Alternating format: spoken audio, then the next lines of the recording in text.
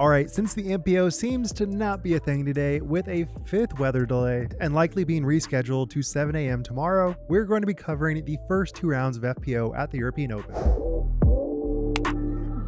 And right off the bat, I thought it was going to be a runaway from Kristin, with seemingly nobody being able to touch her besides Eveliina. But with Eveliina carding 3 bogeys in the first round, I was like, okay, yeah, she's probably going to fall off. And with Missy starting with a double, despite finishing at 4 under, I never really thought she was going to be that close, which is pretty consistent with where she's at now, with a 5 over on the second round, putting her in 4th place. But despite Eveliina and Kristin crushing, I thought Silva would be right up there in the mix. But she cards 3 bogeys, 1 double, so although she did make 13 C1 putts, she finishes the first round 6 strokes behind Kristin and then finishes second round at 9 strokes behind Kristin. So effectively nobody is in the race besides Kristin and Eveliina. And you may be asking, well, how did Eveliina and Kristin do second round? Well, honestly, it was pretty rough, with Kristin going 2 over on the front 9 and Eveliina seemingly not making a ton of progress until hole 7 on, at which point she just totally crushed and it looked like she was untouchable, birdieing holes 7, 8, 9, 11, 13, and 15. And without a doubt, her putting was looking very solid. Now, solid for her does not mean phenomenal in general. She still missed 8 C2 putts and missed 4 circle 1 putts. And with her insane momentum after hole 16, it looked like she was going to be up by 2, maybe 3 strokes over Kristin. But knowing Eveliina, she just cannot finish in the most confident way, and that was very evident on hole 17,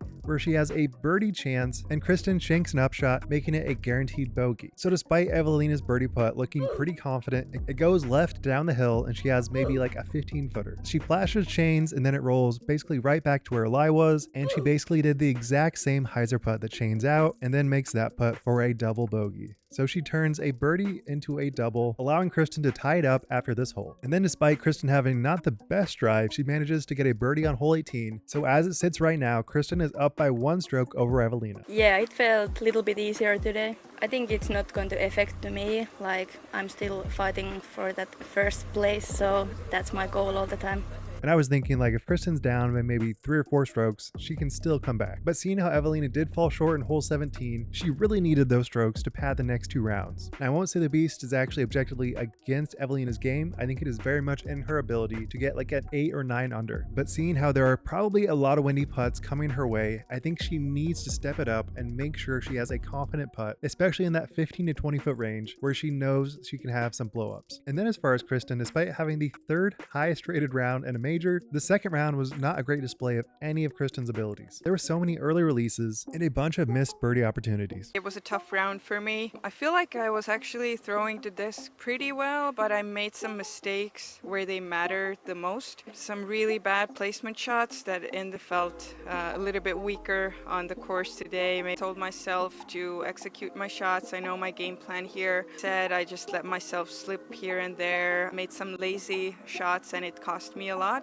And I mean, it totally makes sense if you don't have that much practice, you're still recovering from an injury, but much like last week, her ability to play better than everyone else despite not playing at her level seems to still be very prevalent. But I really hope these next 2 rounds at the Beast show some amazing disc golf and not having these players play safe just to squeak out a win. I want to see some quality disc golf, which knowing them, they are very capable of doing, so let's see how it ends up. And then as far as MPO, it is just totally up in the air. We're only 1 round in with 3 rounds to go, and basically everybody 3 under or better is still in the mix with so many opportunities to gain strokes on the field. So I won't make any predictions because it is so up in the air. But one thing's for sure, the monster can definitely ruin your tournament, but it'll probably not make it. So with that, what do you guys think about Eveliina's 4-putt? And what do you think about the chances that Eveliina secures her 2nd major win this year? I could see it definitely playing out that way, but we will just have to see how she fares on the putting. So with that, I look forward to the next 2 rounds. Be sure to subscribe for more. Wild Runs, signing out. Peace.